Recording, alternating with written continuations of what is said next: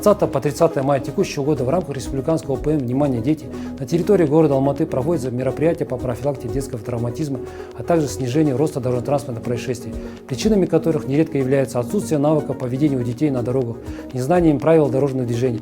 В этих целях необходимо повышение правосознания детей, воспитание у них чувства самосохранения на дорогах путем соблюдения правил дорожного движения. В городе Алматы на сегодняшний день имеется 215 государственных учебных заведений. В период учебного года сотрудниками административной полиции проведено обследование улично-дорожной сети.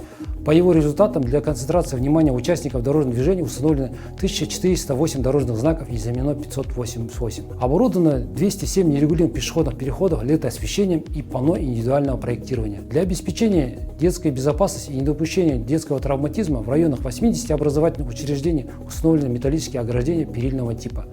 В текущем году ведутся работы по строительству 16 светофорных объектов и 25 регулируемых пешеходных переходов с кнопкой вызова с подключением в состав АСУД.